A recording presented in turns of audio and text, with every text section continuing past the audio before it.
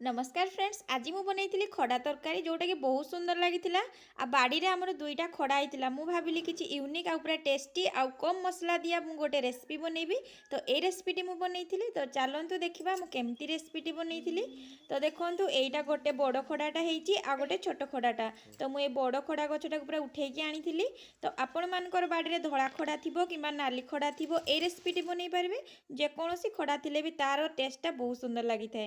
तो यहीटा आम बाड़ी गोटे होता आमर धला खड़ाटा किछि लोक तो एमती खड़ा बुणी भी था गछ कि गछ एमती चारा भी दे था किंतु आमेर एमती गोटे नॉर्मली बाहरी जाइथिला केमती हठात कि गोटे बाहरी जाइछि आ। तो देखो यहीपरी बाहर तापर ताकू मु साइड रखी देइथिली आ किछि परिबा नेइथिली। तो परिबार नेइथिली मु किछि बाइगण अल्प किछि पणस मंजी को नेइथिली ताकू मध्यम दी चुपा छड़ेकी भलसे काटी नेइथिली आ गोटे आलू को मध्य मु काटी नेइथिली। तो आपण जदि अन्य किछि परिबा केमती कि हमर बोईतालू किंबा अन्य किछि भी ऐड करि परिबे। तो मु एतिकी ही नेइथिली आ मु काटी देइथिली भलसे खड़ाटा को एमती चुपा छड़ेकी। तो आपण चाहिले एमती गोटा गोटा भी देइ परिबे किंतु टिके फाळ कर देले मसलाटा ही भितरे भलसे पसि जाई थाए। तो एमती टिके सबू जदि मोटा थी खड़ाटा एमती आपण 4-5 फाड़ा करिकी काटी नेबे। तो देखंतु मु एपरी भाबरे खड़ा आ सबुतक पनीपरिबा को भलसे काटी नेइथिली। तो काटिकी भलसे धोईकी एमती मु छाणीकी साइड रखी देइथिली आ गोटे प्याज को मध्य मु काटिकी अलगा रखी देइथिली। एपटे मु चूल्हे देइथिली तेल गरम करने। तेल गरम हो सारा पर दुईटा सुखा लंका को देकी टिके मु बड़ी दुईटा को भाजी नेली। आपण चाहिले बड़ी को पूरा चूना करिकी भी नहीं पारिबे किंतु मु गोटा गोटा ही नहीं जाइथिली। तो देखंतु भाजी सारा पर एबे आमे नॉर्मली जेमती रोसई करू सेही परी भाबरे हम प्याज को देई दबा। प्याजटा को टिके फ्राए हेबा पे एमती चलई नेबा। तो ए रेसिपीटी आपण माने निहाती बनातु। एबे तो खड़ा मिल जाउथो बाड़ी बगीचा रे आ एई भलिया पूरा रिमिक्स करके रांधिबे तरकारीटा बहुत सुंदर लागि थाए। सबु पनीपरिबा मिसी थाए ना ता टेस्टटा बहुत भलो आसी थाए। एबे मु देई दउची स्वाद अनुसार लूण आ टिके चलई नउची। तो आपण जदि चाहिबे एठी बिना प्याज रसुण वाला भी बनै पारिबे। प्याज और रसुण को एठी ऐड न करी एमती नॉर्मली सरिष बटा आ अदा देकी मध्ये रेसिपीटी बनै पारिबे बहुत सुंदर लागि थाए।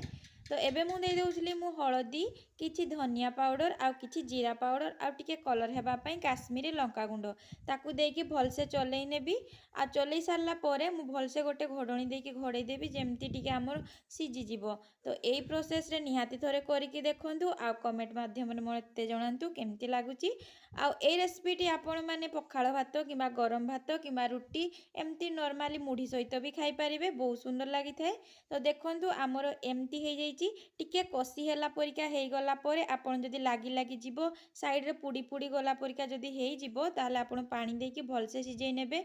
कि पइना हमर आलू नेइचू खड़ा नेइचू ताकू टिके सिझिबा पई टाइम लागिबो ना। तो सेथि पई टिके भलसे सिझिबार लागे अल्प किछि पानी देकी टिके भल कि आमे सिझेई नेबा। तो देखंतु मो अल्प किछि पानी देकी भलसे चलेई नेकी गोटे घोडणी आउ थरे देई दउची। एई परि भाबरे 2-3 थर आपण घोड़ेई नेबे आउ चलौथिबे भलसे। तो सेतिकी मध्ये रे हमर तरकारीटा भी हेई जिवो। आ लास्ट टाइम रे टिके आमे दे देबा एठी रे हमर सरिष बटा आ सेतिरे मु देतिले रसुण। मु कहितिले आगुरु जदि आपण चाहिबे रसुण न देई पारिबे किंतु सरिष बटा ए रेसिपी रे देबे बहुत सुंदर लागे खड़ाटे पड़िबो। तो सरिष बटा टिके पड़ले ता टेस्टटा आउरी 2-4 गुणा हेई जाए। तो ए रेसिपीटी बहुत सुंदर लागिथिला आपण माननकु भी मु भाबुची भल लागिथिबो। तो वीडियोटी भल लागिथिले लाइक कमेंट शेयर करबा पई जमारू भूलिबेनी। कम मसलार ए रेसिपीटी थोड़े बनइबे देखिए गाँ स्टाइल पूरा देसी स्टाइल किसी भी एक्सट्रा मु मसला ऐड कर नथिली बहुत सुंदर लगी बिना पियाज रसुण चाहिए बनई पारे मुझे। तो वीडियोटी भल लगी निहाती आशा करची मु। तो मु रही आज रेसिपीटी केमती लगे निहाती जनइबे आ गोटे रेसिपी को लेकिन आसबि। आज रही जय जगन्नाथ जय श्री राम बाय बाय।